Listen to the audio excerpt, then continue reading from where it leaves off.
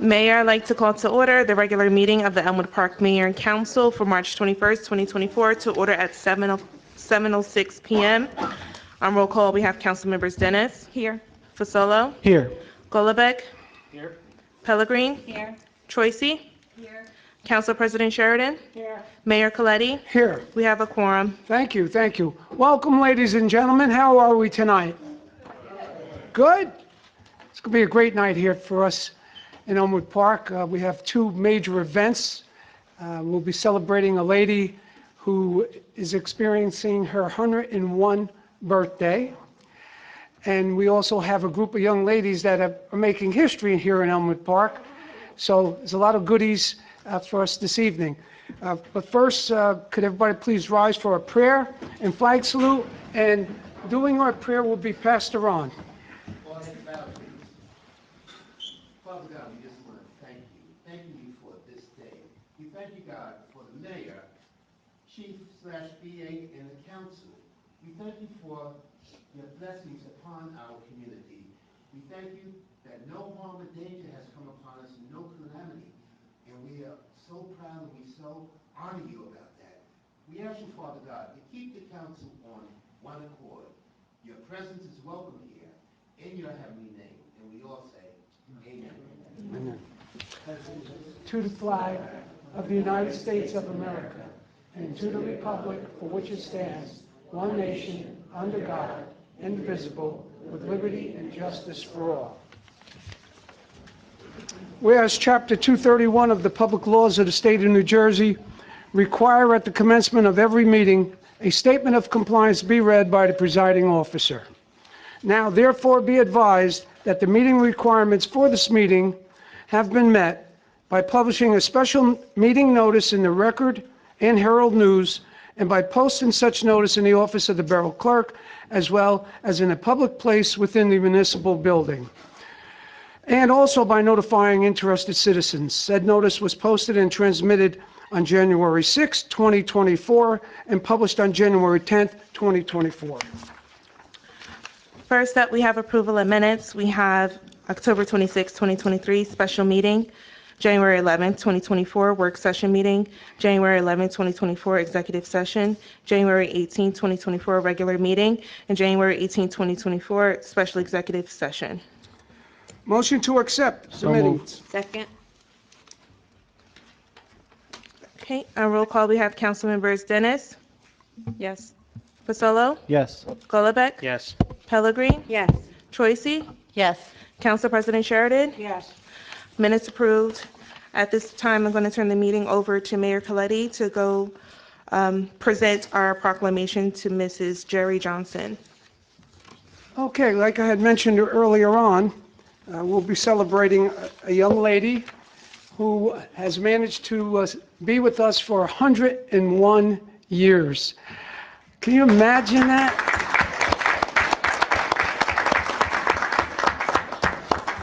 And from what I understand, she's not with us this evening, but we have family members. Could family members just please stand, please, so we could see?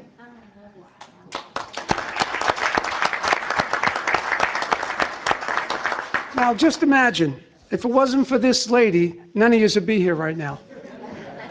God bless her. Some interesting facts, you may sit down. Some interesting facts on this lady. She was born February 5th, 1923 in Hamburg, Germany.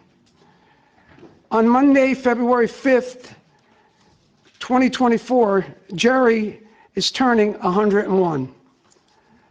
She moved to East Patterson in 1950, now named Elmwood Park, before my time. Continues to live in this town for the past 74 years. Jerry worked as a secretary at the Elmwood Park High School in the 50s.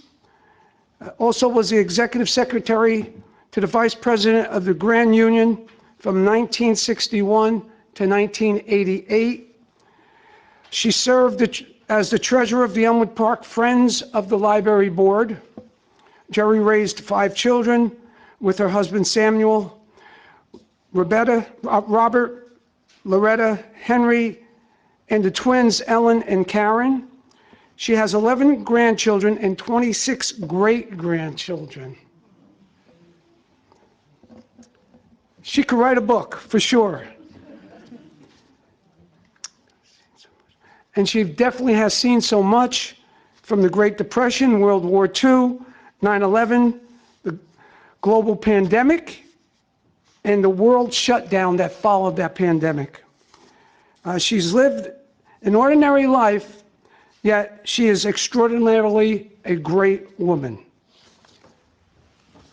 If we can have the family members come forth.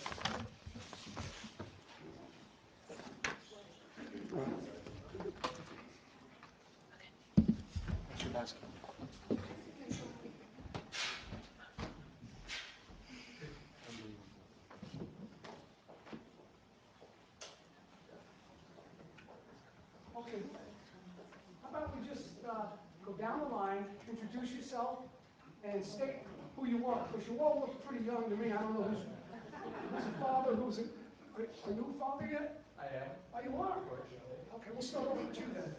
So I'm William Trombone, so I am Jerry's grandson Grandson. from my mother here, who is, I'll hang it up here. I'm her daughter. You're her daughter? Her daughter. And how many daughters does she have? Three. Okay. They're all here. I'm William Trombone, I'm her son-in-law, Son. and my son, and my wife. Okay. I'm Loretta Young, her oldest daughter. You're the oldest daughter? I'm Michelle Beltane, her oldest granddaughter. Okay. I'm Melissa Johnson, and I'm her only other granddaughter. And I'm Ellen, and I'm her daughter. One of the twins. Michael Johnson, I'm one of her granddaughter's husbands. Okay, so who would be the oldest here? That one. We got white here. We're okay. We're in the whitehead group. If she was here and I asked her, how could she tribute the success for so many years? Was it having a glass of red wine? Was it eating vegetables, less meat? What would you say that would Yes, be? to all. What was that? Yes, to all. Oh, good. Yes to all of above. And anybody else want to chime in on that?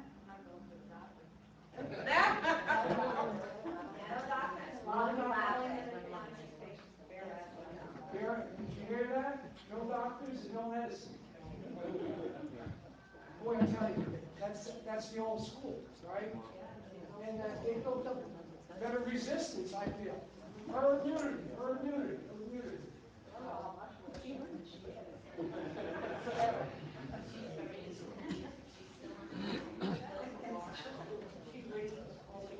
She does the wash. Could you send her over to my house?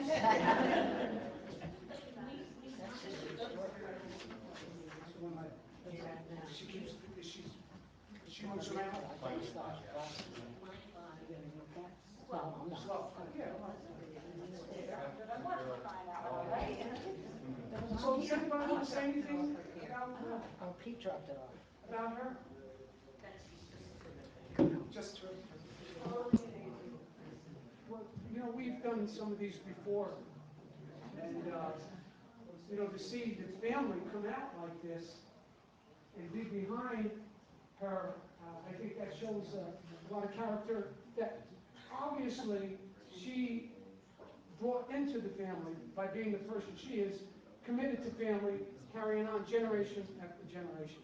So with that, I'd like you to present this to her and tell her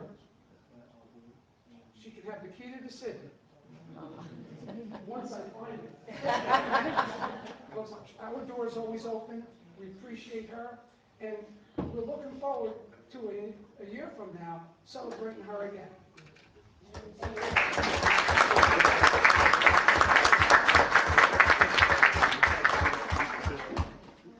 Council, you want to get in this?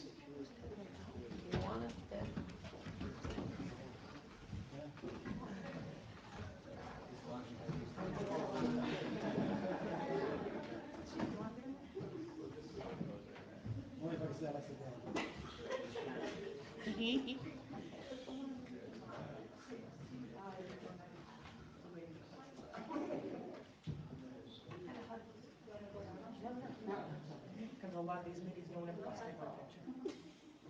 One, two, I'm giving one. Me either, Kyle. Beautiful. Me either. I would send it to you.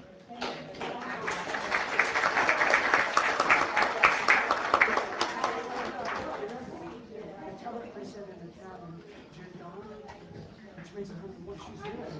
I gotta come up with a new saying.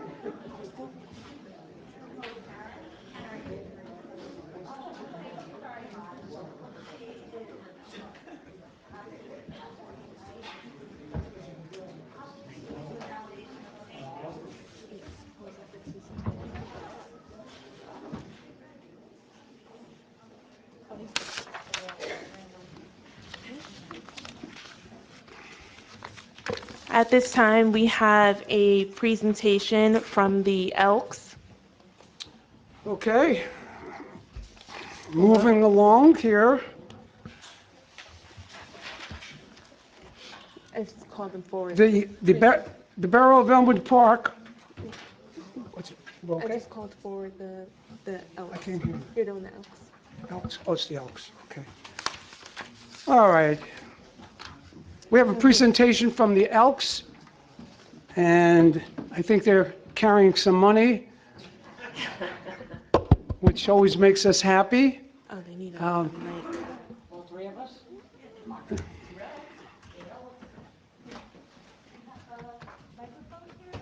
Oh, I talk loud enough for everybody. I'll get the mic. Link walk next to me, thank you, up here.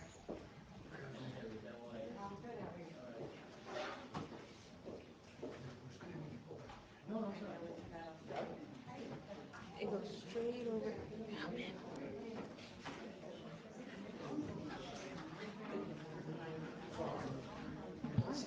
Really?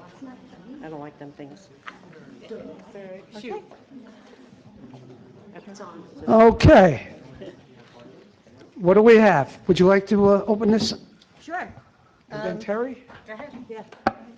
So back in November, the Elks held a Light Up the Night for Our Veterans event. It was a fundraiser, and the proceeds are being donated to the Vietnam Memorial or Monument here in Elmwood Park. So I'll look to Terry? The other thing I want to say is I approached Kathy with this idea and we just ran with it, and I thank you very much. Hand over the cash. There were over 60 walkers that night. We had light up balloons. We walked down Van Winkle Ave. Viper. Van Riper, yeah, sorry, wrong town. Across Borough Field and back to the Elks where we had some coffee and cake and everybody sat together and we made a profit of $450.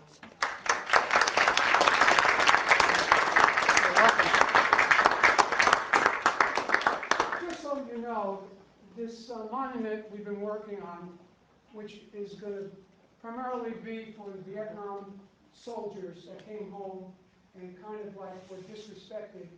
So it took to our attention that aspect, and we all got on board.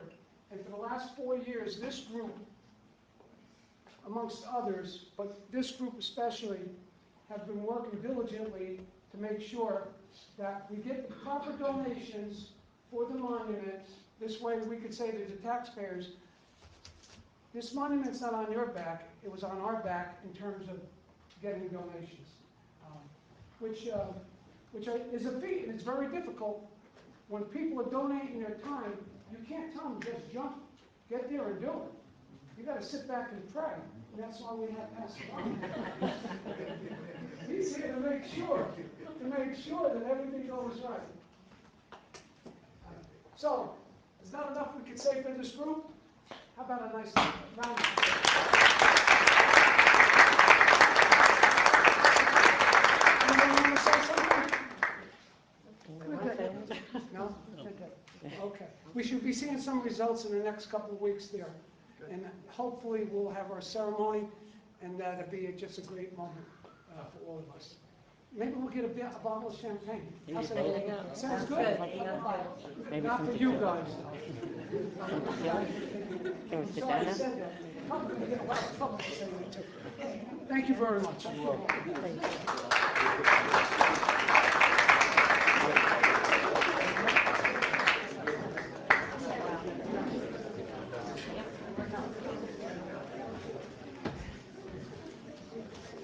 Okay, now we got the girls, right?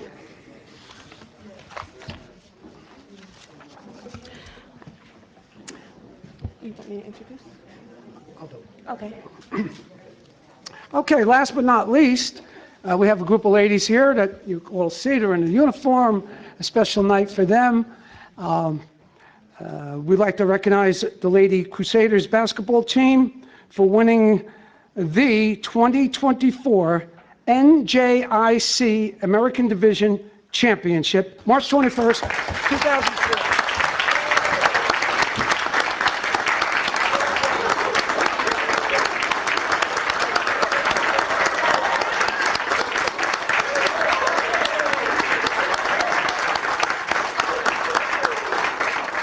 Pam? I'm proud to introduce to you the 2024 NJIC American Division Championships. It's our pleasure to recognize this great achievement at tonight's Mayor and Council meeting. I'd like to invite Coach Adam Johnson up to the podium to present the certificates to the athletes.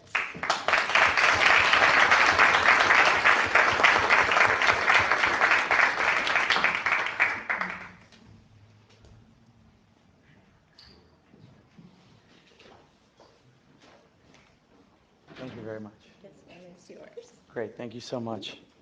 And I'll hand them to you. Sure. Pull out the girl. I just want you to know, Yes. the reason we don't do this, Mhm. because we can't pronounce the names. We want everybody's names to be pronounced. Absolutely, no problem. As close as possible, anyhow. Fonquasia Slade.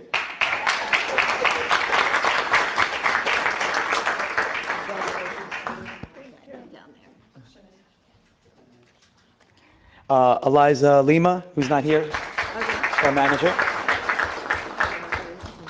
Isabel Garcia, our team manager, unable to be here tonight.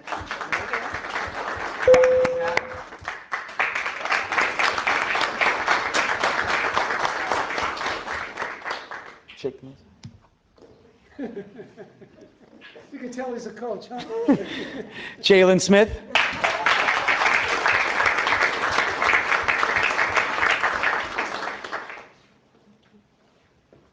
Congratulations. Francesca Bizzaro.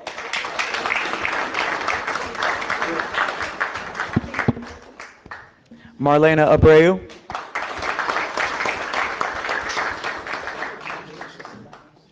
Paige Roberts.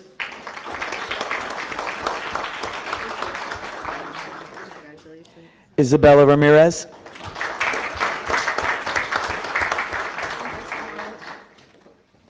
Tiara Duran, not here tonight. Brooke Kessler.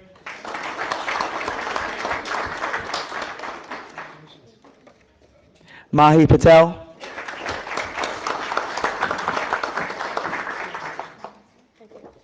Gianna Ramirez.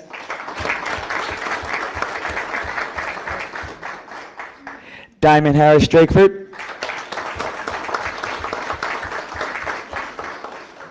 They're not here. These are my, yeah, they're not able to make it tonight. We'll just give you that. Great, thank you so much. And just before I give you this total award Uh-huh. to you and the school, what makes this group special? Sacrifice and toughness. Even one of our young ladies has a choir tonight that she's made it a point to be here tonight, even though she's missing that, and she's going to head on out of here right after that. So just unbelievable sacrifice, toughness, togetherness. Couldn't be prouder of them. And then, would you call it like a perfect storm, all these different individuals coming together? Much like the wonderful life that this young lady has had, it's accumulation of things over time. So in the 5 years I've been here, each team has broken a record and set some history, one after the other. And this is just accumulation of some of the bigger and better things that we've been able to do. The division championship being just one of them. Yeah.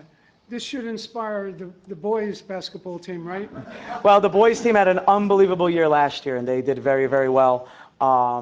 You know, and they obviously this year they were a little rough, but they had a great group of seniors, just like we had this year. So, so they kind of did it last year. But they've had more of a tradition of success than the ladies programs had. So, I think that's what makes it just a little bit more special and bigger and better for us. I got to get one or two of these ladies up here just to, who, come forth, I just want to ask you a question. Any one of you. Marlena. Come to the mic. Yes, sir. Marlene it is? Yes. Marlene, what would you attribute the great success of this team? How would you contribute it? And How- what to? Wait, how I contributed? Yes. Honestly, I owe it all to them. I rely on everything on them. I put all my success and everything we have accomplished on these girls. We pulled it together. I wouldn't be here if it weren't for them. They put me together, so Teamwork. pretty sum it up. Very nice. Anyone else? Anyone else? No? Our other speaker is, unfortunately, wasn't able to be here tonight. She got sick. She doesn't stay away from the doctors and the medicine, so she got sick right before we got here. Well, we'll get that 101-year-old lady to Absolutely. talk to her. The Borough of Elmwood Park Mayor and Council would like to recognize Lady Crusaders basketball team for winning the 2024 NJIC American Division Championship, March 21st, 2024. One more time.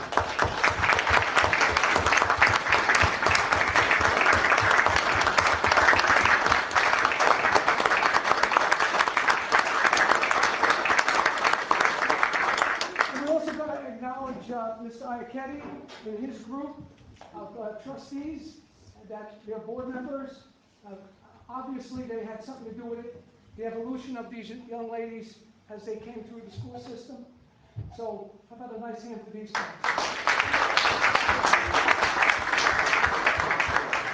Thank you. Thank you. Yeah, let's get a picture. Okay, Yes. we stay for a picture. Hold up. Council, can we get a picture with the girls?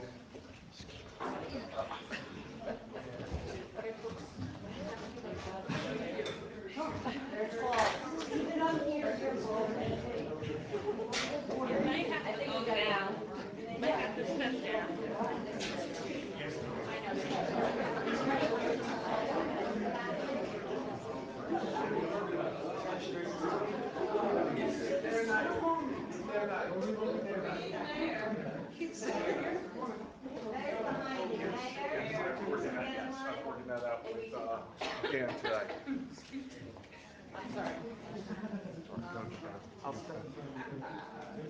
You go bring it front.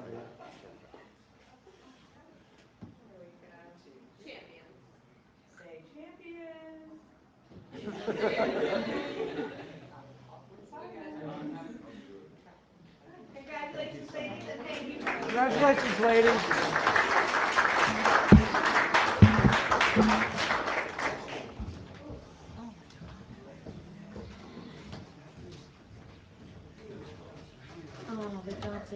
I know. Still stay with them. Yeah, I'm still gonna stay with it. Come here.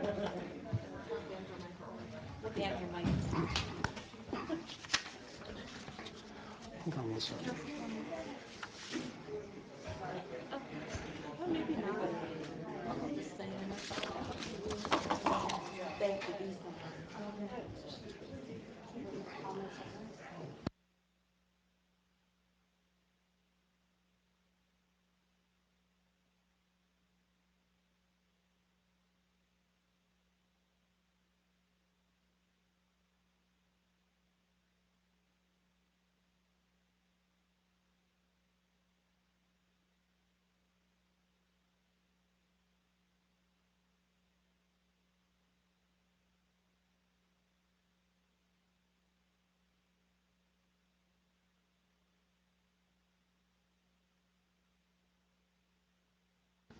For the improvement of Market Street, and that would be from Mulberry Boulevard easterly towards Midland Avenue. I know Darren had a lot to do with it in the past, and he brought us a check to this amount.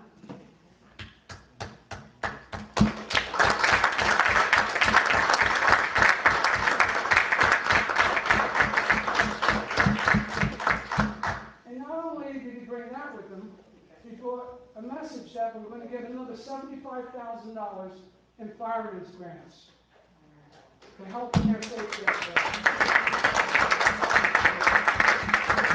So to the mayor's point, a couple of years ago, we went down a path and a journey of hopefully getting our two main roads, Market Street and Boulevard, with safety upgrades and more importantly, lighting upgrades, both aesthetically and for safety purposes. As you can see, we made significant headway on the Boulevard. That's all installed. Hopefully, we'll be able to flip the switch soon. The other section to Broadway, we have $1 million of federal money for that. That project should start in the next year.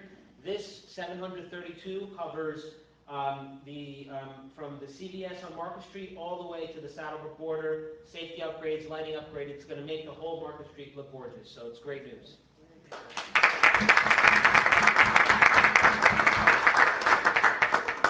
The only thing, I don't know, can we cash this? You. It's bouncing.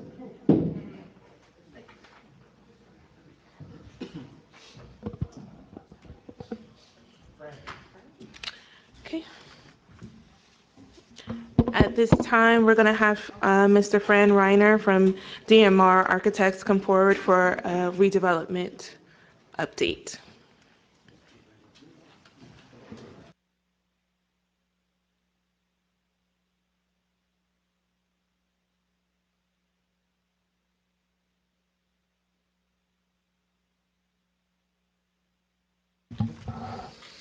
Good evening, Mayor and Council. Thank you for having me here this evening.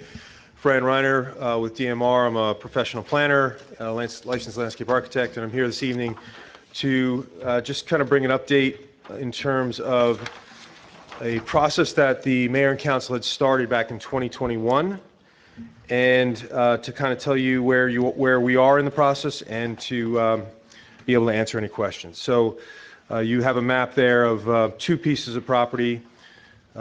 Block 1103 Lot 7 and Block 1103 Lot 3. This is the former nursery site.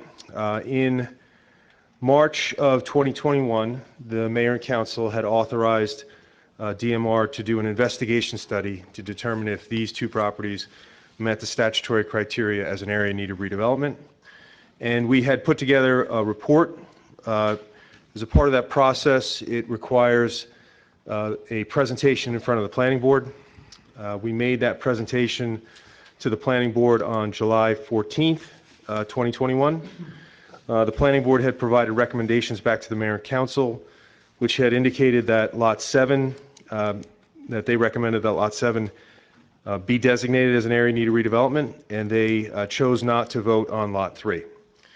The Mayor and Council, to my understanding, never voted on that designation. So the investigation study was kind of put on the side, and it's my understanding that it had never moved forward and was never adopted. And so, fast forward, almost 3 years later, there is a developer that is interested in the site and has asked, I believe, has asked the Mayor and Council to consider re-engaging and finishing the investigation study, and then going through the process, the redevelopment process. So. The redevelopment process is typically a three-step process. The first step is the investigation study. It's adopted by the Mayor and Council, and then the second step would be a redevelopment plan. Again, that would be Mayor and Council initiated, presented to the Planning Board, and then adopted by the Mayor and Council. And then the third step in the process is a site plan application that goes in front of the Planning Board. So given the fact that the report is over almost 3 years old, what I would suggest, if the Mayor and Council wants to move forward, that we at minimum do a refresh on it to make sure that the property is still in the conditions that we had witnessed it in 2021. There is a couple of items in the redevelopment law that have changed. We don't believe that's going to affect the designation, but the report should be brought up to date in terms of the most recent law that has been passed. And so, just a point of clarification, this is the townhome site. This is the former nursery site. Right. That the developer has indicated they're interested in constructing townhomes. So my memory is that this council accepted the study. The Planning Board came back with the larger parcel, and then the council said both parcels qualify, and that part is done. That's my Okay, so, understanding. if that's the case, I was not able to find a resolution. If that is the case, I apologize. I was not able to find a resolution in my records. So if it is designated, then simply the next step would be for the mayor and council to move forward if you so choose, to request a redevelopment plan be initiated. And what that would include is putting together a redevelopment plan represents new zoning for the property, and then we would present that to the planning board. The planning board would be charged with determining whether or not it is consistent with the borough's master plan, and they would report back to the mayor and council as to whether or not they thought it was consistent, and then the mayor and council can adopt it as an ordinance. So I apologize for that, 'Cause Councilman. I believe we discussed this a few months ago, and we looked at renderings, and the general consensus was to move forward, but there were some extra questions some council members had on some, not like, not directly about the, like Sure. regarding, whatever, the population and all that stuff. Sure. So I think we did that part. So my apologies if that was adopted. I didn't have a copy of the resolution, so I wasn't sure if it had been done. I thought it was tabled. If it has been adopted, then you're actually at the step where you can just move forward with the redevelopment plan. So Francis, exactly what's our next step? So if we'll just pull the resolution affirming that it's been designated, and then the next step would be that the mayor and council, through a resolution, would request a redevelopment plan be carried out for the properties, and that would refer it over to the planning board, where we would put together the redevelopment plan and present it to the planning board at a future meeting. Was this developer the one that was considering doing townhouses there? So the previous developer was looking at duplexes, so my understanding, and have spoken with the potential developer, is they're looking at townhouses. Okay. Council, any questions on this matter? I have a question. Microphone, please. I have a question. So the developer's taken Lot 3 and Lot 7. Yes, so Lot 3 and Lot 7 are owned by the same Right. owners, so it's my understanding they're on a contract to purchase both of those properties. Thank you.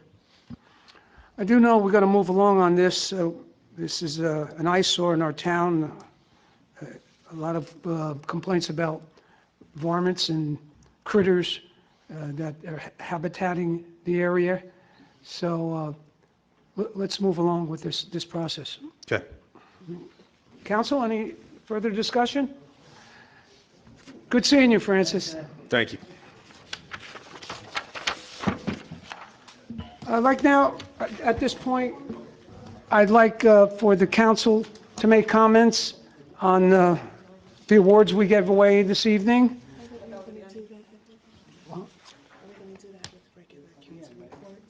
There's no one here.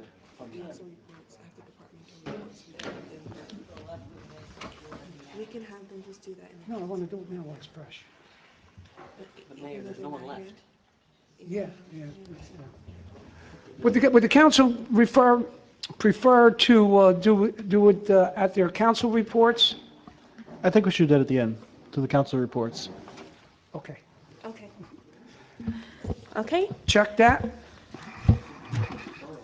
Next on the agenda, we have ordinances on first reading. We have Resolution R-115-24, introduced ordinance number 24-05 on first reading.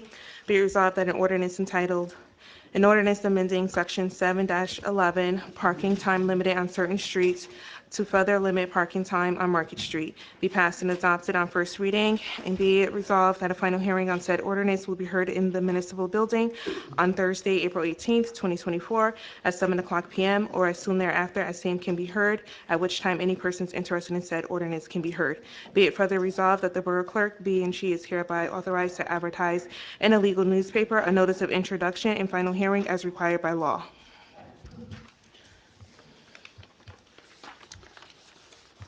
We need a motion? Second. Any discussion? Michael, would you like to weigh in on this?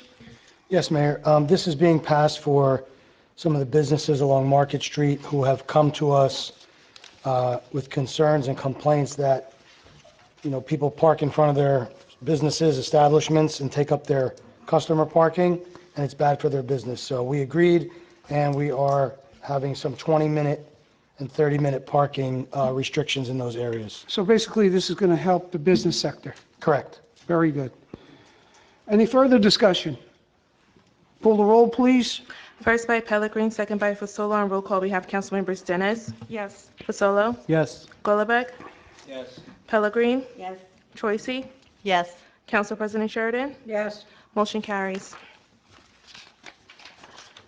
Resolution R-116-24, introduce ordinance number 24-06 on first reading. Be it resolved that an ordinance entitled, an ordinance amending section 7-21, multi-way stop intersections to add intersections on Summit Avenue, be passed and adopted on first reading, and be it resolved that a final hearing on said ordinance will be heard in the municipal building on Thursday, April 18, 2024, at 7:00 p.m. or as soon thereafter as same can be heard, at which time any persons interested in said ordinance can be heard. Be it further resolved that the Borough Clerk be and she is hereby authorized to advertise in a legal newspaper a notice of introduction and final hearing as required by law. May I have a motion on the ordinance? Second. Michael, would you care to break this down? Yes, Mayor, this is Summit Avenue, which resident had come to the meeting and also has called, several residents complaining. There's an excessive flow of traffic there. There's the Dunkin' Donuts, you have new orthopedic business and other establishments that have increased traffic flow in this area, mostly a residential area, and poor visibility on the corners. So we're just trying to make the area a little bit more safer. Any further discussion? Call the roll, please. First by Pellegrin, second by Fasolo. On roll call, we have Councilmembers Dennis. Yes. Fasolo. Yes. Golubek. Yes. Pellegrin. Yes. Choisy. Yes. Council President Sheridan. Yes. Motion carries. Resolution R-117-24, introduce ordinance number 24-07 on first reading. Be it resolved that an ordinance entitled, an ordinance adopting and amending section 7-16, routes for trucks over 4 tons, and 7-17, vehicles over designated weight excluded from certain streets, be passed and adopted on first reading. And be it further resolved that a final hearing on said ordinance will be heard in the municipal building on Thursday, April 18th, 2024, at 7:00 p.m. or as soon thereafter as same can be heard, at which time any persons interested in said ordinance can be heard. Be it further resolved that the Borough Clerk be and she is hereby authorized to advertise in a legal newspaper a notice of introduction and final hearing as required by law. Motion on the ordinance. So moved. Second. Michael, keeping you busy tonight. Yes, Mayor. This is for Van Riper Avenue, about to be resurfaced. The road was a county road for many years. County has turned it over to the borough and is paying for the upgrades. We have identified that a lot of trucks, large trucks, travel on that road. We want to keep the road new. We want to keep the residents safe. It's very narrow, and we want to exclude larger vehicles from that roadway. Any further discussion on this matter? If not, call the roll, please. First by Pellegrin, second by Fasolo. On roll call, we have Councilmembers Dennis. Yes. Fasolo. Yes. Golubek. Yes. Pellegrin. Yes. Choisy. Yes. Council President Sheridan. Yes. Motion carries. Moving on to our consent agenda. We have resolutions R-118-24, approval of payroll, R-119-24, approval of bills list, R-120-24, approval of transfers, R-121-24, approved fire department standby compensation, R-122-24, authorized current estimate number 2, change order number 1, final, FY 2022 NJDOT MA Grove Street improvements, R-113-24, resolution authorizing tax exemption for disabled veteran, 83 Hamilton Avenue, AKA Block 320, Lot 3. R-124-24, resolution to refund fees. R-125-24, resolution to refund overpayment exempt veteran. R-126-24, resolution to redeem third-party tax lien. R-127-24, appoint part-time keyboarding clerk 1, Cynthia Peterson, Finance Department. R-128-24, amendment to the 2023 Fire Department clothing allowance. R-129-24, award court collection firm TaxServe Capital Services, New Jersey, LLC. R-130-24, approving the spending plan component of the third round housing element and fair share plan of the Borough of Elmwood Park. R-131-24, expressing the Borough Council's intent to provide the funds necessary to satisfy the borough's affordable housing obligations. R-132-24, award of contract for fire department consultant services. R-133-24, resolution to refund tax exempt disabled veteran. R-134-24, support for 99 Main Avenue LLC's Brownfields Redevelopment Incentive Program application. R-135-24, approve handicap parking space, Kip Avenue. R-136-24, appointment of rent leveling board member. R-137-24, resolution to approve the consent agenda. Motion on the consent agenda. So moved. Second. Any discussion? Yes, Mayor, and I apologize, I only caught it as I was reviewing everything here. 134-24, I guess question for the attorney maybe. I know this started with the attorney of this whatever applicant writing a resolution for us. I see it's been cleaned up with new language, but my concern is the third whereas clause still says the Borough of Elmwood Park has adopted a redevelopment plan. I don't think that's a true statement. We never adopted anything in relation to this site. It's not in relation to the site, but you do have a redevelopment plan in general, so I don't think it's... We have a master plan, a townwide master plan. But my understanding of the term redevelopment plan is just like Mr. Reiner, site-specific, here's a lot, here's what we're going to do with it, whatever, the zoning changes. So, that's the only thing I notice. I mean, whatever. I don't think it has any substantive impact, given the language below in terms of that. Okay. I think it's consistent with what it was drafted in the manner to be consistent with what was discussed at the prior council meeting. I remember it was 2 council meetings ago when this was presented and it was tabled because we were concerned about the language they had. So, I mean, I think the key takeaways are still that, notwithstanding that there's a plan, that there's no approvals being granted to this particular project as part of this, and they still have to follow through anything. So, I understand your concern with the whereas, but I think the substance of it is still covers the borough while also giving the applicant what they need for moving forward with what I understand has become a rather onerous process to move through with the NJ Development Authority. Fair enough. Thank you. Anyone else has a question? I guess this will be to Mike. R-131-24, expressing the borough's council intent to provide the funds necessary to satisfy the borough's affordable housing obligation. My question is, have we satisfied our obligations through the different rounds at this function? I'm sorry, Mayor, was that question to me? Yes. We're good until 2025. This is to get out ahead of the next round of this because it happened so quickly. And we are working with a special attorney, and we are working with a representative from DMR Architects who represents the borough in this matter. Yeah, this is an important aspect of what the state is requiring and what they have been requiring, because it's been all mixed up over the last 10 years. I've heard about 17 different plans, but they seem to have put it together now and organized it a little better to where we understand it.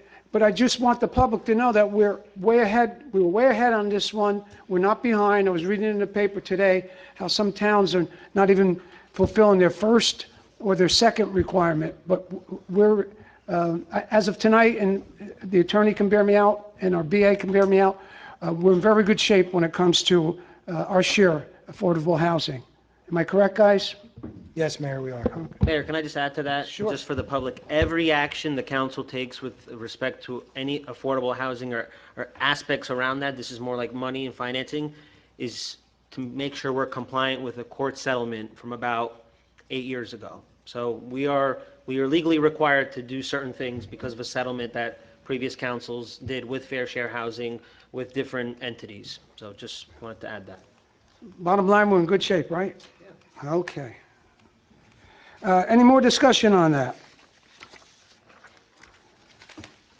If not, we need to call the roll. Yes. First by Pellegrin, second by Fasolo. On roll call, we have Councilmembers Dennis. No to R-130-24. And no to R-136-24, yes to the rest. Okay, Fasolo?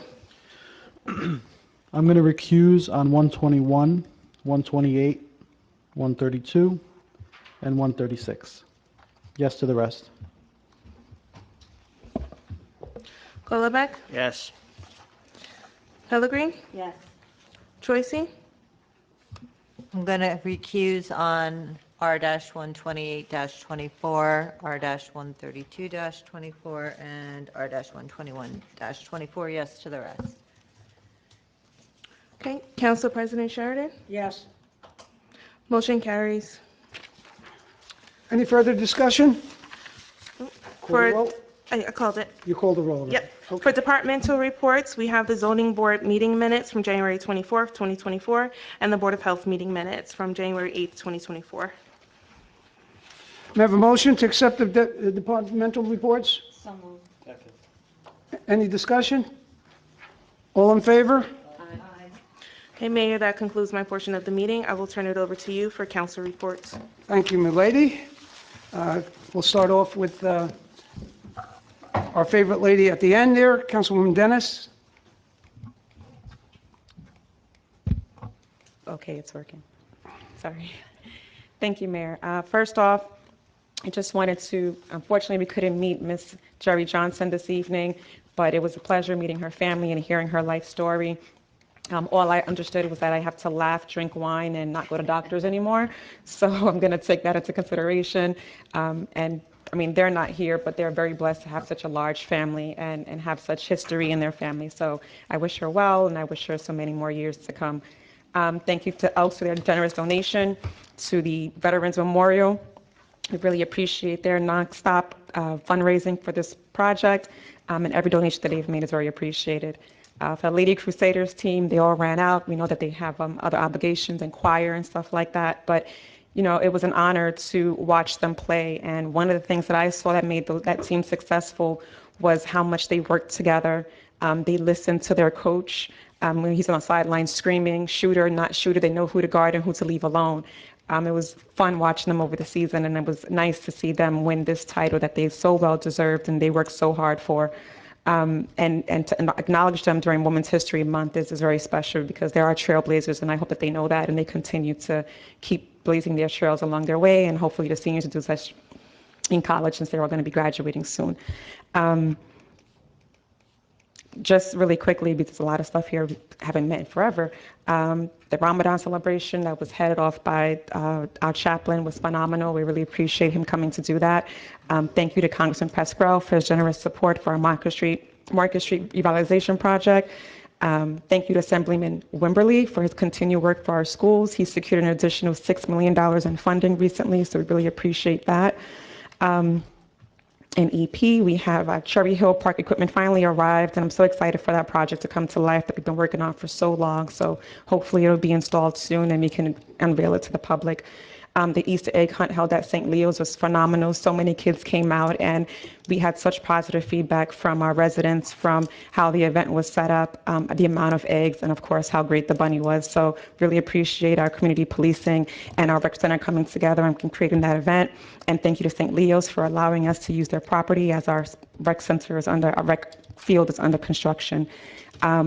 Congratulations to the Recreation Championship teams this season. Rutgers, TCU, and Knicks all won championships for their grade levels. It was a great series, and we really appreciate them for working so hard and congratulating them. Their travel teams start this week, so we're wishing them luck. All the All-Stars and EP are going to be going against some really tough teams this season, so we're wishing them a lot of luck. Bowling with the Blue was fantastic with the kids. Chief, thank you for you and your team for putting that together. So many kids came out. And same kids took applications for your Junior Police Academy, and hopefully we have a really big turnout like we did last year. Tonight I was invited to speak to a group of young ladies about anti-bullying for the Girl Scouts, and unfortunately I couldn't attend because of a conflict schedule, of course. But the community policing team went out, and I just got a picture about how great it went, and I really appreciate them again for stepping in on my behalf. Just want to thank the Board of Health for their efforts on planning the next seniors event. I met with them recently. I'm looking forward to working with them to host another successful event in October. And lastly, I went to a Recreation Advisory Board meeting this past Monday, and there was a large turnout for the big topic was field use. One thing that we didn't mention at that meeting was like it was nice to see the increase in participation in all of our youth sports and EP. The borough planned the best that they could and didn't anticipate the amount of increase in players. And while we can go back and forth about planning, we did everything that we could to make sure these programs were not affected. It is nice to see our programs growing. And I just personally wanted to thank Chief Foligno and Councilman Fasolo for all of their help trying to secure fields for these programs. You guys worked really hard calling around and calling people trying to help this program out. I know that they're okay for now, but we'll continue working with them as a borough, and we wish them a very successful season. Other than that, progress, Mayor. Thank you, Councilwoman. Councilman Fasolo? How do I follow that? That was long. In football, you punt. So I just want to start off by thanking the Elks. Their generosity is always appreciated, and this monument is going to be something very special for this town, especially for the Vietnam veterans that live here. I also want to say happy belated birthday to Miss Johnson. She really had a remarkable life, and she's been a jewel in our town, a true matriarch. So just wanted to thank her and her family for writing to us and letting us appreciate her and her life. Congratulations to our Lady Crusaders. Thank you to the coaches who not only dedicate their time to the sport, but also the time to teach our students about teamwork, discipline, and leadership, which are great life tools. So congratulations to them. And I also want to say that we are having a youth committee meeting this year to discuss the Memorial Day parade and different events that we do on March 27th at 7 p.m. here in the multipurpose room. Progress, Mayor. Thank you, Councilman. Councilman Golovac. Thank you, Mayor. I want to thank the Elks for their generosity. They prove time and again that they're one of the more generous organizations in town, so thank you to them. Congratulations to the Lady Crusaders. I personally don't remember ever hearing the Lady Crusaders having such a tremendous, successful season. So it's great. I hope it's a tradition that continues. I want to commend everyone that was involved with the Ramadan festivities. Great event. I'm glad that we do all these things. There are neighboring communities who still refuse to do it. So we're definitely on the right side of that. There was an interesting article in the Bergen Record today, at least it was online, maybe it wasn't in the paper yet, about the Route 80 widening project. And in that article it said that essentially the bottom line is there'd be a widening of Route 80, but that sound barriers are included for Elmwood Park. And that's good news. We kind of heard that indirectly a couple months ago, but now we see it live in print. So that's the good news. The bad news is the project starts in 2027 and it will take 10 years. And they're starting in Totowa and going east towards Hackensack, which I don't think would make much of a difference because I think we're in the middle of that anyway. So, but that's good news. School funding was mentioned. The school district, many school districts received significant increases in school aid. Elmwood Park was one of them, $6 million, and that is great news. I'm looking forward to the school board doing good things with that. There's a lot of great things that can be done for that kind of money, but it has to be said, and I'm not looking to be political here, but Governor Murphy, I believe, is the most pro-public education governor in our state's history. And the reason we're getting $6 million is because in this budget, he committed to fully fund every school district based on the state formula. Without that kind of commitment, without that push, the increase would have been $1 million or $2 million or something like that. But to receive $6 million in one shot is tremendous. So I have to, commend the governor, our state delegation, and everyone in between, because that is truly positive, tremendous news for this town. With that, Mayor, progress. Can't argue with that, Daniel. Councilwoman Pellegrin. Yes, good evening, everyone. My Board of Health update. The next rabies clinics for dogs and cats will be held on May 15th from 5 to 7 p.m. at Firehouse Number 4 on Mola Boulevard. Save the date for the 4th annual Elmwood Park Celebrate Seniors event, Saturday, October 5th from 11 a.m. to 3 p.m. Location Market Street from Mola Boulevard to Pine Street. And their next Board of Health meeting will be held on April 8th at 7 p.m. and the public's always welcome to attend. My police update. On March 15th, the adult bowling with our police department was great. Many of our residents participated in this fun event. Thank you to our Elmwood Park PD for always bringing our community together. This Saturday, March 23rd, our Elmwood Park PD takes on the Elmwood Park Recreation staff in their annual staff basketball game. The game will be held at the Elmwood Park Memorial High School. Doors open at 4 p.m. Game starts at 5 p.m. Admission is free. Applications are now available for this year's Junior Police Academy. You can pick up applications at the police dispatch desk or go online at www.elmwoodparknj.us. This year's academy will be held on August 5th to August 16th. Ages 9 to 16 can sign up for this program. Council Corner was held on March 16th. It was a very informative meeting with our residents. A big thank you to Chief Beligno, Sergeant Woods, Pastor Ron, and Scott Cars, our DPW superintendent, for their participation on Saturday. Also, thank you to my colleagues, Council President Sheridan and Councilwoman Troisi, for being part of the discussion. Also, Saturday, the Easter egg hunt was great. The weather was beautiful, and the children were having so much fun collecting all the eggs. And thank you to our rec team, our Elmwood Park PD, and of course the Easter Bunny for making a great event for our children. Now tonight, this was very interesting to me.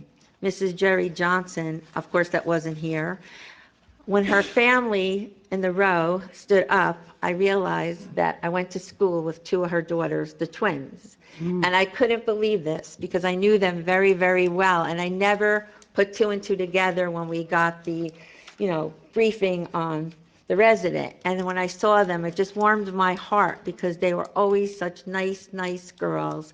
And to see that that was their mom was just amazing to me. So we're happy that we can honor Jerry Johnson and her entire family. And one of the things that they left on by my seat was in the bio about the family today, they said that they think her mom might have been a reader to one of the council members. Well, it wasn't one of us, but it was my daughter. And so here's a picture that they gave me with my daughter listening to Mrs. Jerry Johnson reading to her. At the library? Yes, at the library. So it just went way back, and it just really touched my heart to see that family. So I just had to mention that. Also, we want to thank our Lady Crusaders basketball team for winning the division. We all know how hard it is to win something like that. And as it's been said several times tonight, teamwork, teamwork, teamwork makes a difference. When you trust your team, when you trust your coaches, and you give it all you got, this is the results. And we're very, very proud. They've brought pride to their team as well as our whole community. And we're just so very proud of them. And then the last one is the Elks. Me and my husband just became an Elk this year, and really being in there and being at their meetings, we see firsthand what this organization does. And they're always giving, giving, and giving. They really care about our community. They care about our veterans, and they're always there to help anyone in need. So I'm really proud of them, and I thank them for their generous donation tonight. In progress, Mayor. How was the initiation? I'm an Elk also, and I remember it was pretty inundating. Well, it's secret, so I can't talk about it. Okay. She passed the test, right? There you go. Passed the test. Lorraine, one other thing, and I know you'd want to mention it, is the chamber, where we're at with the chamber. I'm going to ask you to mention it because you were there, but I'll say a few words. They've been working on the new Chamber of Commerce. We've been doing it for months. Andrew Tessalano has been the lead with this, and they had a little kickoff with just some businesses there the other night. I couldn't make it. I had a little minor surgery, so I couldn't be there. The mayor was there, so he may want to say a few words, but it is happening. We have gotten a new chamber. They're going to do a bigger kickoff celebration and invite many businesses. So yes, we didn't have a chamber for a while, but we are going to have one now, and I'm really, really excited about it. Mayor, I don't know if you want to add to that. Well, what could I say? I went to the meeting. I didn't get yelled at, which is always great. The meeting was kind of short and sweet. They were basically just going over the fundamentals of the organization and passing their resolution on that, and also the bylaws. and I expressed that you would not be with them that evening. But it is a great organization to get restarted. Communicating with the business sector in this town is very important. We all know that. So I could see this eventually being very, very beneficial to this town. Councilwoman Troisi. First, I'd like to wish Jerry Johnson a happy birthday. I'm sorry her family is not getting to hear this, but what an incredible milestone to reach 101 years old. Jerry must have so many stories and wisdom that she can share with us. I can only imagine the wealth of knowledge and experiences Jerry has accumulated over the past century. It's important to take the time to acknowledge and celebrate our elders, as they are living history and a source of inspiration for all of us. They've seen so much change and growth in our community, and their stories can provide valuable perspectives for us. Happy birthday, Jerry. I would like to thank the Elks. Their generous contribution towards completing the Vietnam Monument is a testament to their unwavering support to our veterans. The Light Up the Night for Our Veterans was a beautiful event to come together to visually demonstrate our appreciation for their service and their sacrifice. I would also like to thank the Elks for all they do for our community and for their support for our veterans and Gold Star families, the donations to the RAP and People's Pantry, to the local church pantries, to the wonderful work they do with the special needs community. Elks care, Elks share. We're so blessed to have them in our community.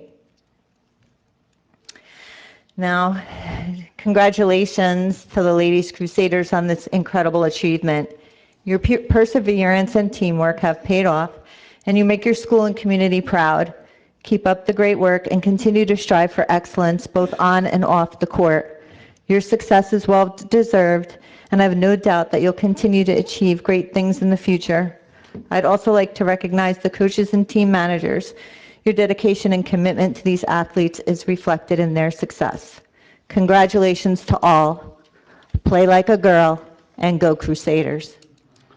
Thank you, Councilwoman. I'm not done with my reports yet. Oh, okay. That was just my commentary. I was listening, and there was a long pause, so I figured that was it. Nope, no. Okay. No. I attended the Rec Advisory Board meeting on Monday, March 18th, and as Councilwoman Dennis said, there was a number of parents there expressing concern over field availability. I think we've made some progress since that meeting, and we'll be reporting on that. The next meeting will be 4/15. The Rec and PD basketball game, Councilwoman Pellegrin already mentioned, so I'm going to skip that one. The spring mini camp registration closes on 3/26. The camp will run from April 1st to the 5th, and the cost per child is $225. The gym hours to accommodate the Spring Travel League have changed effective 3/12, and they're posted on the Rec's Facebook page if you'd like to see them. The exercise equipment for Cherry Hill was delivered on March 11th. They plan to begin pouring the concrete next week, and it'll need about a week to cure before they're able to begin installation, and they estimate it to be complete in about 3 to 4 weeks. The Muscal lights for English Outfield are scheduled to deliver next week. Opening day for softball season will be held on April 13th. At this time, it looks like it's going to be at the high school, but I believe they need to work out the details. The turf project is expected to be complete mid-May. The Board of Ed meeting was held on Tuesday, March 19th. They opened the bid for the expansion project. They'll be having a very brief special meeting to award the bid on Monday, March 25th at 5:30. They also approved the use of the high school facilities for opening day festivities, and additionally, they've made more time available for the Little League. From what I understand, weekdays from 6 to 8 as daylight permits, and Saturdays from 1 to 5. I want to extend my gratitude to the Board of Ed for their collaborative efforts in working with us to accomplish our Little League, to accommodate our Little League teams during the turf construction project.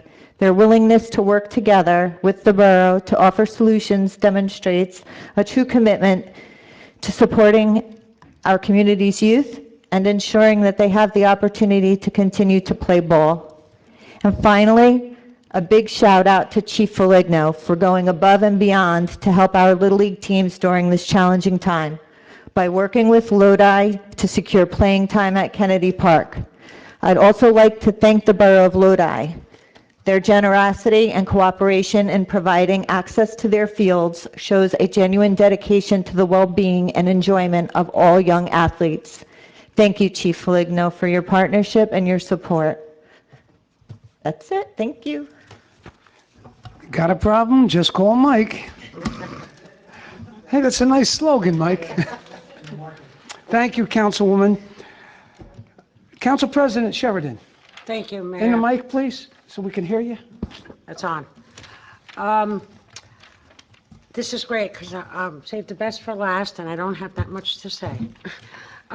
Everything was basically brought up. Ramadan was great. Not all our chaplains showed up, but we all had a great time. The fire department was absolutely fantastic. They only had like an hour and a half notice to get everybody there. I don't know how that happened, but I'll make sure that don't happen again.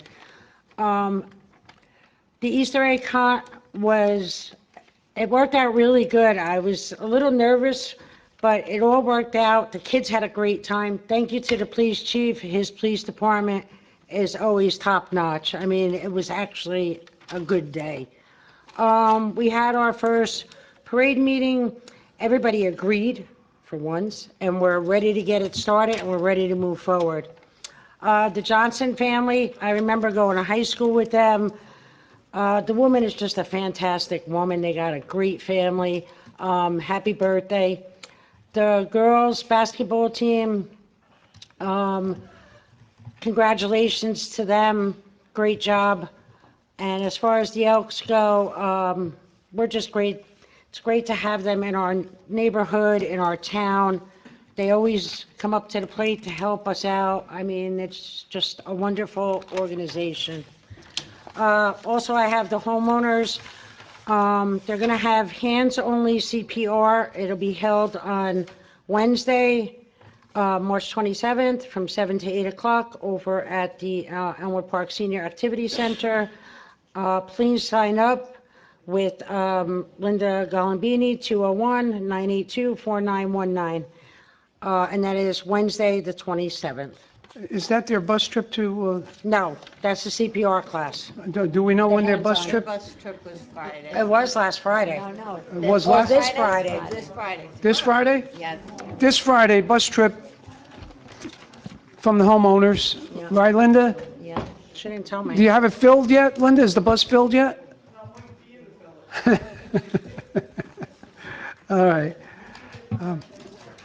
I think there's been a lot said today, and gratitude for everything that's went on, and I won't elongate that. Mayor, Mayor, Councilwoman Dillon. You want to talk again? I wanted to make sure I went before you because there was 3 things that No were forgotten. problem. But I want you to go last, so can I You just still go in got front of that you? Red Bull up there? Is that? I told you I was going to kick in eventually. Go ahead. Just 3 things we didn't cover. April 27th, we're having a spring festival on Market Street, so encourage everyone to save the date and come out for that. I recently saw a residence assistance program has a brand new bin on the corner of Gilbert and Spidell where they'll be collecting household goods and clothing items. Not household goods, Sorry. clothing items and shoes, and then they have one on River and Martha.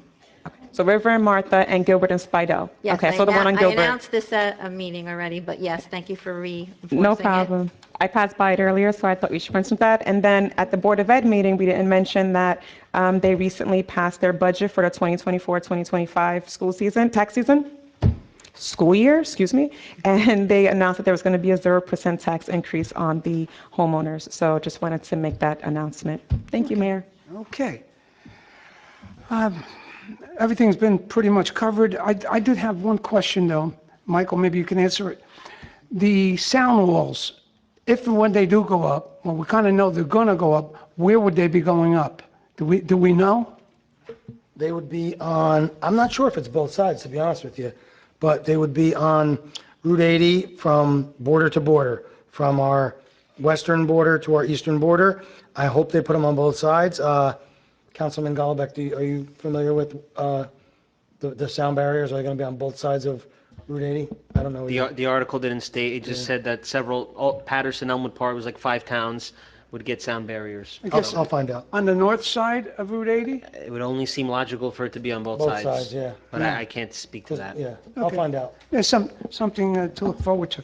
Okay, with that, it's been a very busy night, council.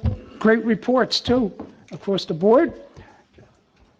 Tanisha, you have anything else you want to say? Okay. All right, here we go. May I have a motion to open the floor to the public? Second. All in favor? Thank you. Anyone from the public here to speak on any subject whatsoever? Mike Foligno, 182 Marcus. Security?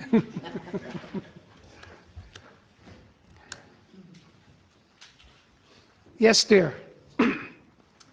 Hi, guys. Jessica Steinfeld, 47 Ackerman Ave. So on behalf of the Elm Park Little League, I just want to thank you guys for all your effort in helping us find a field. I don't know how you guys did it. I asked all the same people and was told no. So I don't know what you guys did or how you did it. I don't know if I care, but thank you. Honestly, it really helped us so much. We're going to be able to have a great season. We're going to have practices. So thank you, truly. Thank you. But here comes the of course I have to complain, right? So I'm just here because you can see how much work this was for us to get practice this year. So we're talking still about phase 2 and getting rid of the softball field. I know, I wrote a whole speech and I'm kind of going off, but there's so many kids in all of our programs. I don't know if you guys are familiar with the way the rec center layout is, but you have field 1, which is pretty much the middle. You have field 2, which is the grass area closest to Market Street, and then you have field 3, which is the grass in between Pine and where the Little League fence is. In order to have either a baseball game or a softball game, you have to block off field 1 and field 3. So nobody can use 1 or 3 during a game time. So anytime baseball or softball would want to use the field, soccer can't. So you have EP United, you have Rec and Crew, you have softball, and you have baseball, all trying to use the same spot. It's impossible. Little League has 15 teams this year. I believe girls softball is 9, I could be wrong. Rec and Crew's at 9 teams this year. I don't know about EP United. But we're pretty much all in one spot, and I don't know how we're gonna move forward with finding spots. Just kind of asking that before you guys decide to get rid of this field, that maybe we have a solution on how we're going to move forward with all these kids. It just seems that every year I'm getting more and more kids. Every organization this year's went up, and this is only for spring. Now you talk fall, you have fall ball. I can tell you the Bombers had 213 kids in their organization this year. They also use field 1, field 2, and field 3 for the football and cheer organization. And then you have soccer again, who also is on the fall.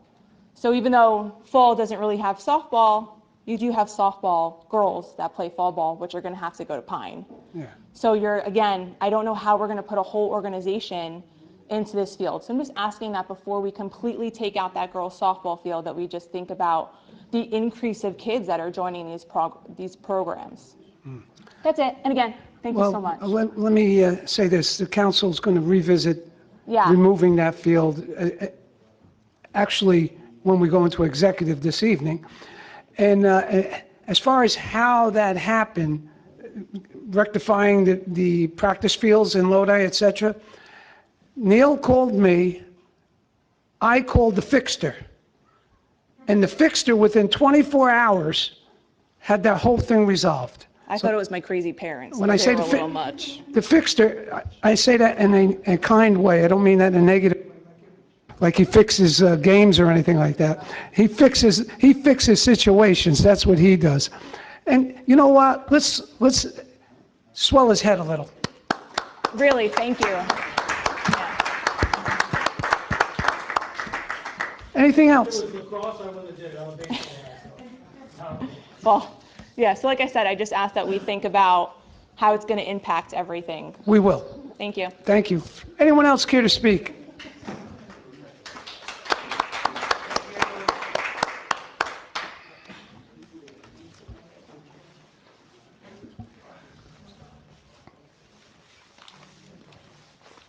Yes, Jeff. Jeffrey Freitag, 35 Hillman Drive. This evening, I came here at 5:30. came here early, had my wife drop me off because she was going to another place. What was the meeting? Why was it a closed session meeting when it had been advertised as just a special meeting? Jeff, it wasn't like we're trying to hide anything. It was just a discussion. Well, I'm not saying that. Yeah, but. Was it supposed to be advertised as a closed session?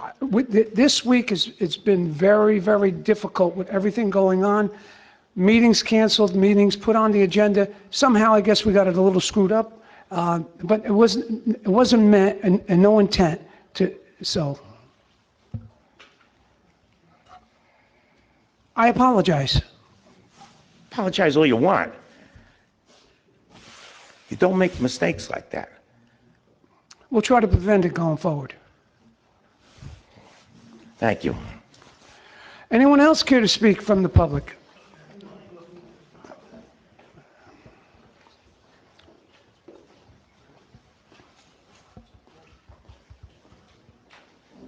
How you doing, Council?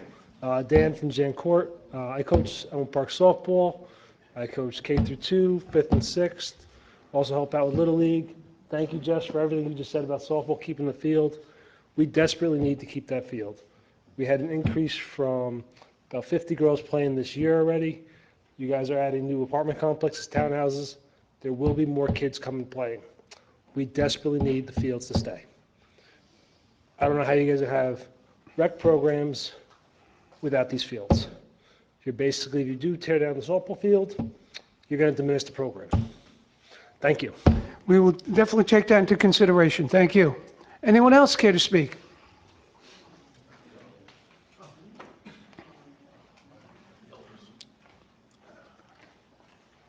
Good evening, Doug. Good evening, good evening. Doug DiMatteo, 262 Lincoln Avenue.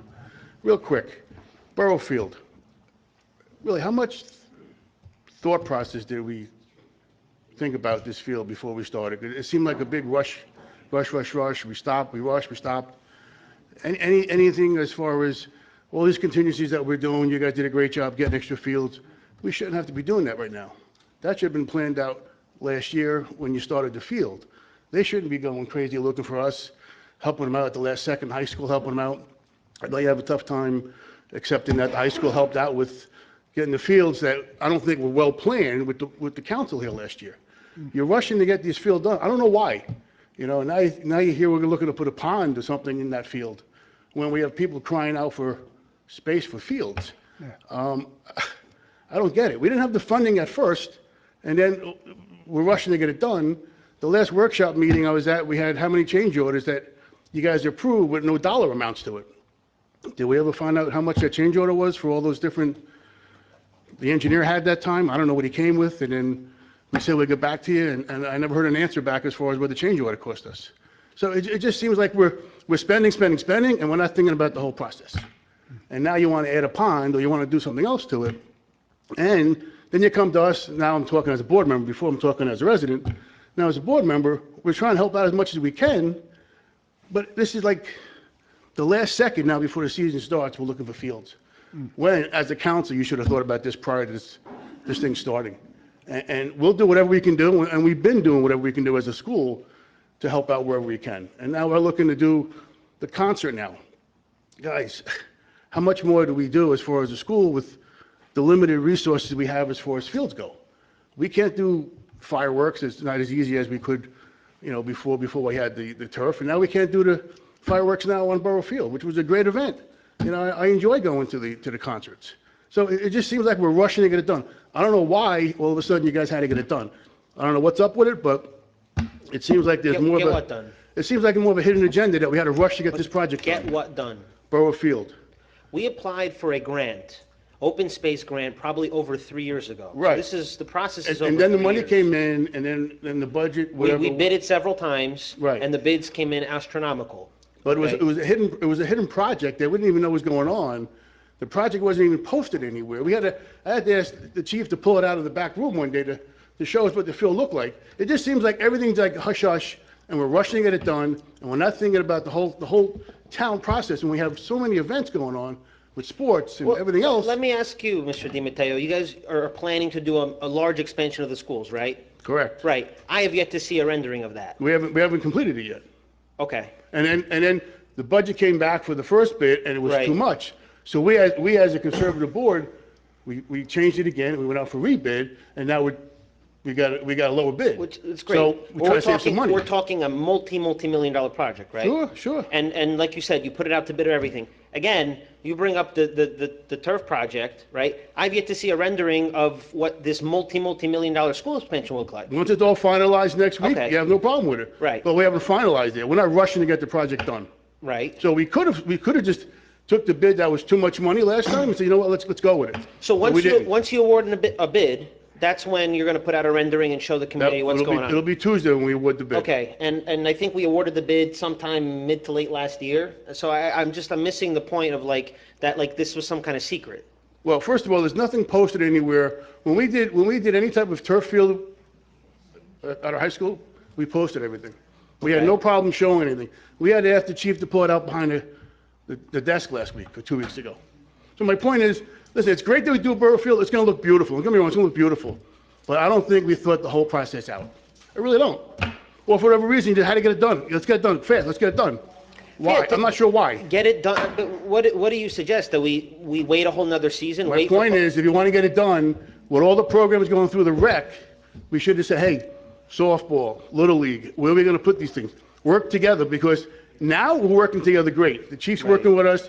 Everybody's working together now. Right. With a week before the opening season. That's my point. When there was a meeting, I want to say last fall, at the rec center, there was a representative from, and maybe this was a year ago, but this project was planned to be done in between seasons. Correct. And we were, I believe, towards the end of last year, on track to do that. We were, because we had completion dates of March, early April. That was the original plan. So to your point, I totally disagree. We actually tried to do this in the least impactful way possible, to do this between the months of November and March. It didn't work out, as many construction projects do. But I think the truth is the opposite of what you're saying. Anybody I spoke through the town had no idea about the project being done. Nothing. Like when? And that's when it Month ago? started. When Borough Field started, nobody knew which section of the turf was being done in the field, was it being over there, was it being by Pine Street, was it a Little League? Nobody had any idea. And I spoke to a lot of different people. But you mean like nobody, like people, heads of the organizations, or No, random just residents? general Joe Blows, anywhere. I understand. Nobody but knew. Because nothing's posted by the rec saying. We pave 12 streets a year. We do so many projects a year. So like, I mean, I get your point, But a like, big project like Borough Field, you could have put a poster by the rec somewhere saying this is how it's going to look. So everybody knows. Okay. Even posted up here. So my point is. So that would have been there's no reason to rush. That was my point. So you want to, we have all these fields going on. Just talk to the school, talk to everybody. Let's have a meeting. Let's get everything squared away. It just seems like you rushed it and you didn't think about anybody else who you're hurting. Mayor, may I say something? Me again. Hi. Mr. DiMatteo, I just wanted to mention something. This project was started in conversation with all the organizations a year ago, because it should have happened last year. And every organization came together and they were aware of what was going to happen. And then it got delayed a whole year. The only thing that we couldn't plan for was the increase of participation in the programs. That was great on the programs doing that, but when this program started, when the field project started, there was one Babe Ruth team that was using the field. And the idea with some of the organization was that they would be able to utilize the high school field. And this is the first time that I've ever heard of, or anyone else ever heard of, that the Board of Ed would deny a permit. And then just Denied a permit for what? for the field use. So it's the first time that any organization from the borough. But it's right now. It happened right now. Well, no, It wasn't see- even, when you talk about the plan, if you had spoke to us months ago, we would have told you months ago, things couldn't work out months ago. the message that So we don't got. put it on us because you're poor planning. Hold on a second. The message that we got about a month ago from the organization was that their permit was denied, because that's the time they normally will put in their permit requests. And from that moment on, we have been trying to help them with various emails to Mr. Iachetti, other towns. They've been going to their own league meetings trying to get field requests, because again, it was not anticipated that the Board of Ed would come back and say no. Well, And then I that's- believe it was yesterday that they were told they can have the field for the same amount of time that they actually originally asked for. The original permit request was Monday through Friday, 6 to close, and maybe some time on Saturday. I'm not sure why originally it was denied and then yesterday it was approved. I don't even care about that. I'm just happy that they got Well, part of it. the reason is we have school events to take care of first. I So we understand have to that. make sure they're taken care of first. And I believe we spoke to them about that at our meeting, saying we have no problem taking care of your permits, take care of the field, but it's gonna have to be on a day-to-day, week-to-week kind of basis, Yeah, not the issue with doing that it was in that, December for May. but the issue with that was that, like they've mentioned, they run on a volunteer basis. So volunteers and parents can't really go week to week, and that was the biggest concern on why we stepped in But and that's tried your to poor help them. planning on your part. But we didn't poor plan. When they submitted their The rec permits on the program time. denied two programs with the wrestlers and another event. They came to us because the rec turned them down. We don't have mats at the rec to I'm just have a saying, wrestling program, and we've never hosted a wrestling program in our rec because we don't have that. They've always gone to the schools, and then they came back saying, hey, oh my gosh, now we got this bill we can't afford, and we've never been charged this again. Right. So there's like new things happening, and people are working That was through because it. of custodians, correct? Right, there's new things happening, and people are working through it, and also field use, like we said, they went from 1 team to 2 teams. That's fantastic. But they didn't anticipate the board saying it couldn't be accommodated. So when they did get that a month Accommodate ago, everybody all the time. the email that we got and that our organization got, they were denied flat out. And then the question was, I'll take any time, any day, and they said no, right? You had to wait for you guys to get your stuff first. So even though we tried to hit every portion that we could, sometimes things fall through when we're trying. It wasn't anything done maliciously. It's like it if just someone wasn't seems there's aware such of our poor turf, planning. if someone wasn't aware of our turf project, that's unfortunate because we've been talking about it for 3 years at the council meetings. And if they kind of come and attend, they would hear these things. If they read our minutes online or our agendas online, they would see that it's been a project for a very long time.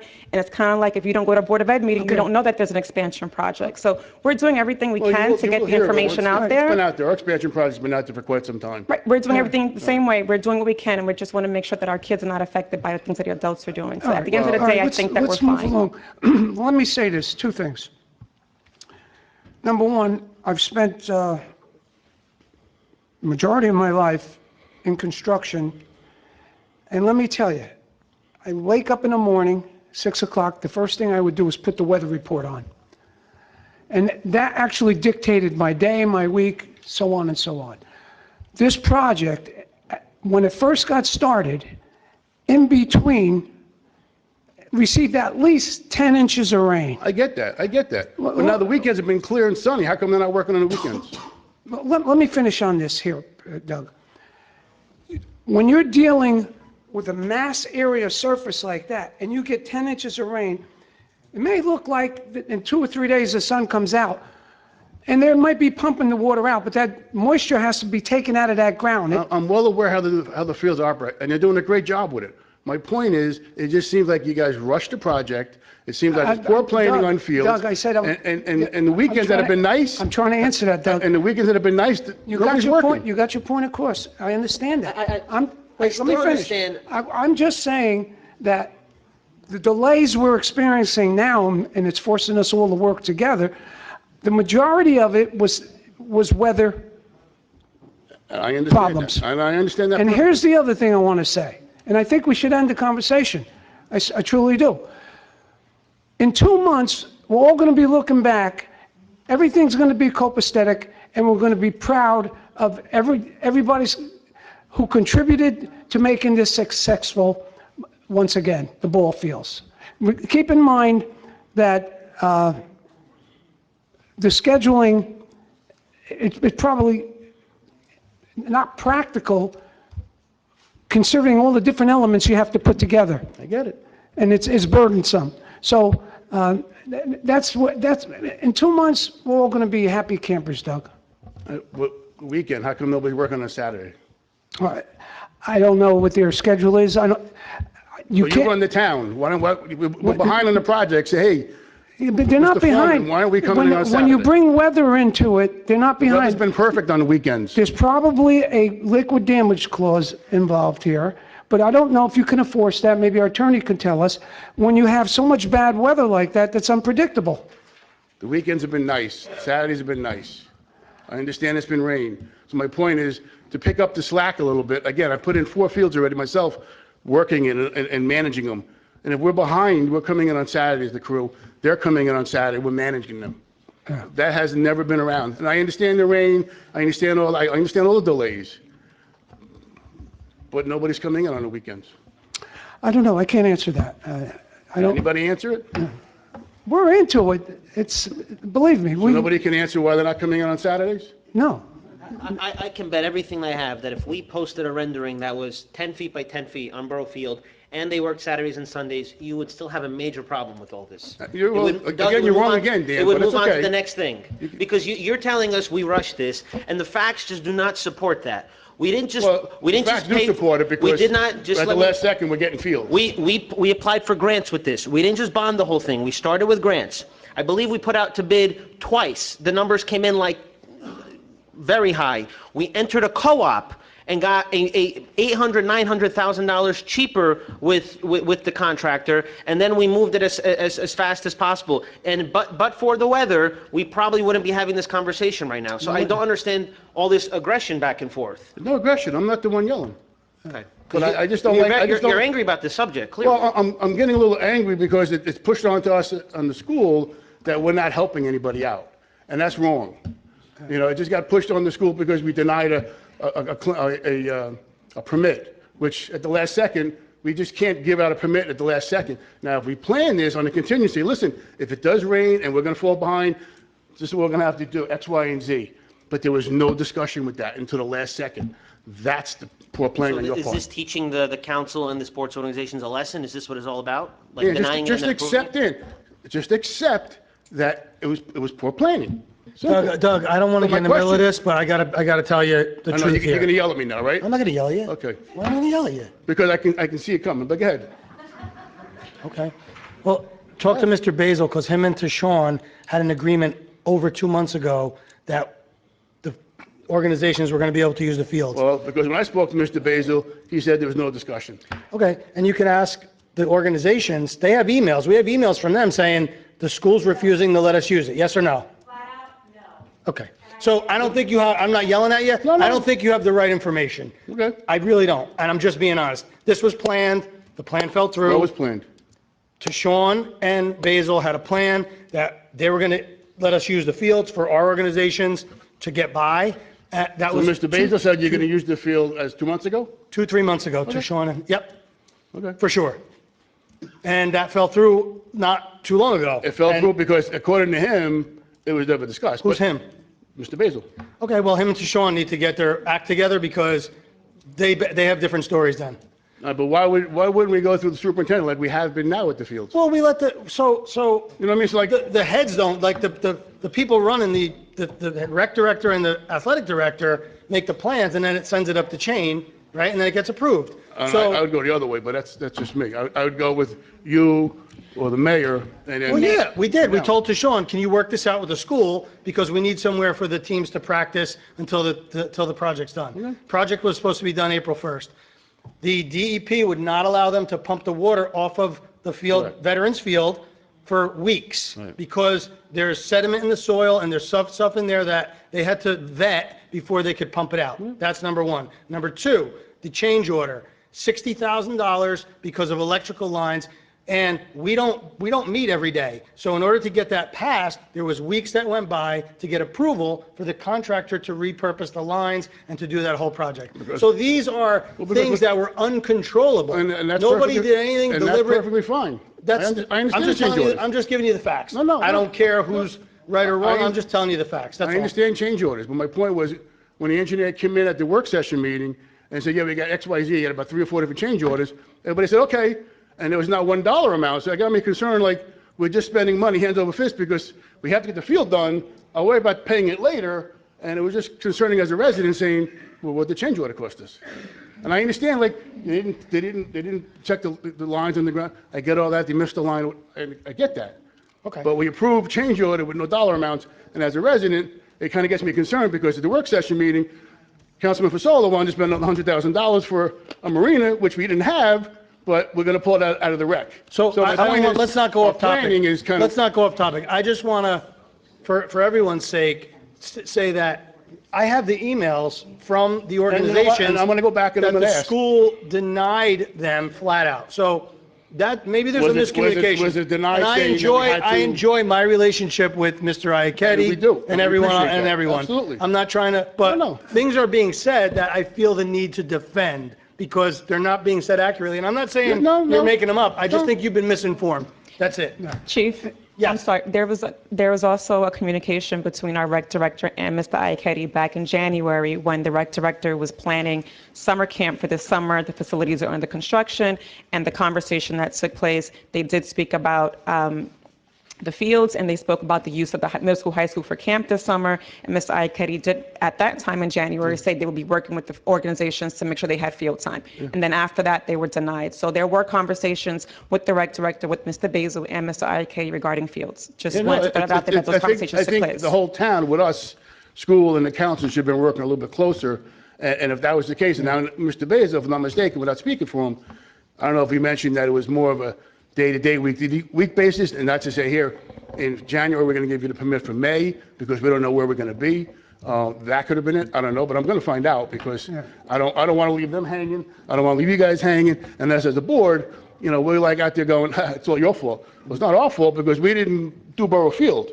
Now, together, I think it's going to be a beautiful project. I don't think it's anyone's fault. I think let's use it as a learning experience for all of us to do better Sure. next time, right? Nobody did anything deliberate. I don't think it was intentional on anyone's part. And let's collaborate better going forward, and let's leave it at that. And I love to do that. I think now going forward, at this point, we all working well together. That's. Sure. Doug, I can say this, then I recall a meeting in January, foreseeing problems with the weather, that we put contingency plans in place. And that's when the thoughts went out to asking the school board and any other alternative we had, or what fields, in case these fields weren't done. That was all part of the planning process. And it was being done as the events were occurring. Like I said, 10 inches of rain. That's a lot of water in an area that... And I think going back then, I think we said we can't go a permit in January for May. And that's why I think we kept saying we'll have to wait till it gets closer, Yeah. because unfortunately, the school programs come first. Yeah. Now, the question was out there too, why are they not working on Saturdays?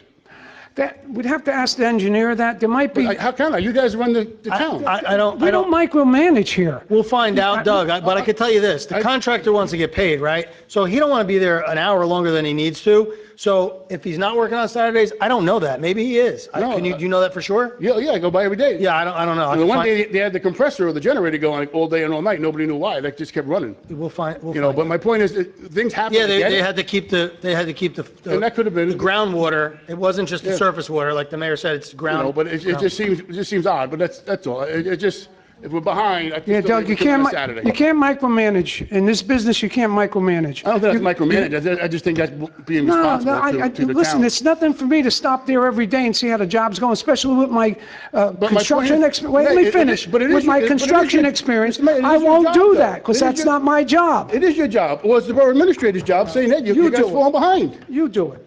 If I was the mayor or the borough administrator, I guess I would do Well, it. when you're the mayor someday, you do it, because that's micromanaging, and... That's micromanaging? No, Yeah, being down there if you- daily is If you micromanaging. go there every day, I said nothing about every day. I said get nothing about weekly every day. reports, and that's enough. I said nothing about every day. I asked about a Saturday. Anything else? No, obviously, it's just, it falls on deaf ears, but I get it. No problem. Anyone else care to Mayor, I speak? just wanted to clear up a statement that Mr. DiMatteo said that I wanted to spend $100,000 on a field. Yes, because of, since I've been, excuse me. The marina.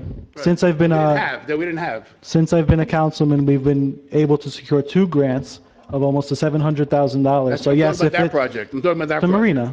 Marina. You That said we I fell- wanted to spend that we fell $100,000. short, and you just said just spend $100,000. Correct, because Unfortunately, the mayor we've been said- working on unfortunately, this. The mayor said, no, we're not doing it.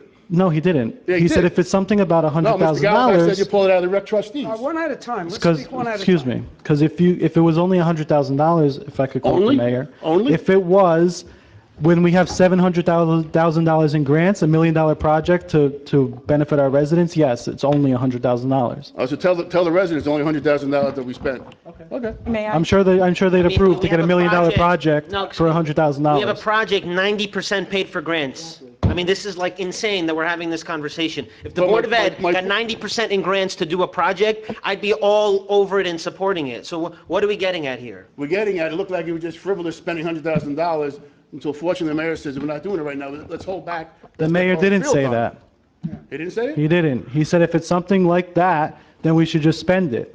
So I misunderstood? It's 90% So we paid. stopped or we didn't, or we going ahead with Marina? I don't know if he was at that meeting. I was, He was at the I meeting. was, I mean, I was quoted. Going forward, based on what's going to happen this year with our taxation, we have to pull the reins back, and any project that's not 100% grant money, we're going to have to rethink Mayor, and hold back on. Mayor, I recently sat down with Roy and we discussed this particular project after that meeting because I was concerned about the same thing. And Roy made the comment that this project has already been bonded. We've already had the money to the side for this project and we are not short $100,000 for the project. You We're are actually short. over You're missing the budget. point, young lady. You're missing the point. You're short $100,000. Mayor, we're not short. That was the misinformation at the meeting that I asked Roy to go over with me. And he says that we've already bonded all of this money. We actually have more money from the project. And at the last meeting, we were misinformed. Here's my question.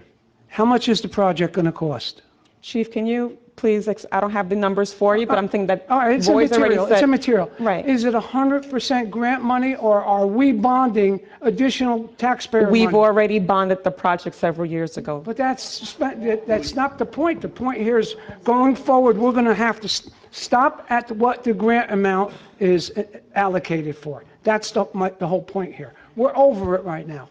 We've already. Sounds like it anyhow. We've already planned for the project. And the I know money's you already plan- put to the side, so there's no shortage, Mayor, is what I'm letting you know. we borrowed the money several years ago, and you signed to borrow that money. We have the money. Right, and also you're raising taxes this year, and we're looking for ways to pull back Correct. and draw. But that's a bigger philosophical conversation. The mayor and council funded this project already 3 years ago. Yeah. Well, I'm saying this, going forward, any project that's over a grant amount, I'm not going to be on board with, and I'll use my veto powers to stop that. So, all right. Anybody else? You got us going up here, Doug. Anybody else care to speak? Right here. Hello, everybody. So I'm just gonna simply say, with all these sports programs that we have going on, I know the Board of Ed's looking for the high school students, Little League's looking for the Little League, Bombers are looking for the Bombers. We all gotta make sure, with influx of kids, let's just think about, now that you guys are gonna go and talk about what's gonna happen with the fields, let's look to make sure that we have enough so we don't have to deal with all this coordinating and begging Lodi, glass fields. Let's make sure that we have the resources put in place, so as our sports programs grow, that we have the options to accommodate these children. Whether it be high school or kindergarten, let's make sure we have the fields, the parks, all the parks everywhere you go throughout town, they all look great playgrounds.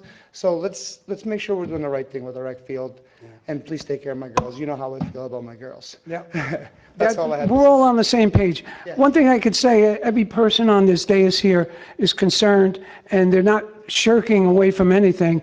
But things happen, and when you try to explain a little thing that sets off a big explosion somewhere, it's hard to explain that to the public. But I say this to you, in 2 months, everything is going to be fine. So that's what we got to look forward to.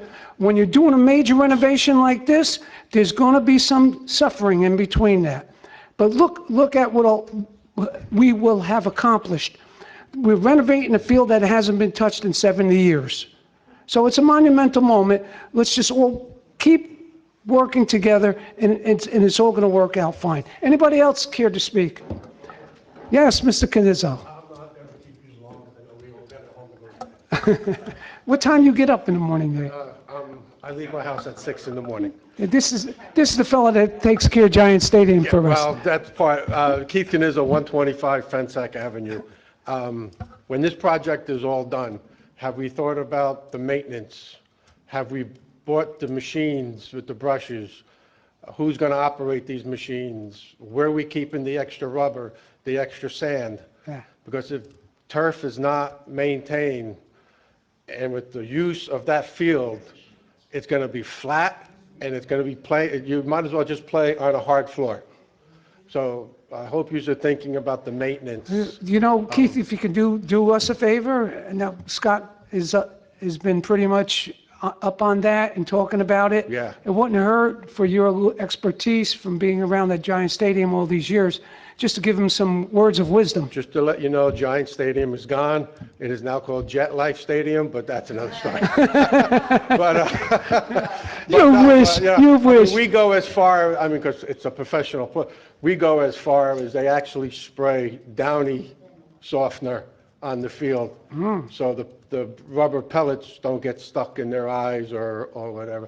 It's a lot of maintenance on a turf field, put it that way. So you just have to start thinking that. Another thing, and I live in the Birchwood section, and I have a little safety issue there. Down at the end of the block, Birchwood and Paulsa, they did work. I guess they added cover water basins and stuff, whoever did it. But the fence is like, a lot of the fencing is down. And with the children playing in that area, I don't want any of the children to be curious and say, hey, what's down there? And, maybe we could get the contractor back to put the fence back up, or the DPW to put some kind of yellow or that orange snow fencing, because it's wide open, I'm sure he's making notes right now. So And that's all. It's just safety with the kids in the area. thank you. Okay, thank you, everyone. Anyone else care to speak? If not, I will close the public portion. Motion to go into executive? Second. All in favor? Thank you, ladies and gentlemen. Whereas the Open Public Meeting Act, PL 1975, Chapter 231, permits the exclusion of the public from a meeting in certain circumstances, and whereas this public body is of the opinion that such circumstances presently exist, and whereas the governing body wishes to discuss litigation and legal reports, minutes will be kept, and once the matter involving the confidentiality of the above no longer requires that confidentiality, then the minutes can be made public. Now therefore it be resolved that the public be excluded from this meeting.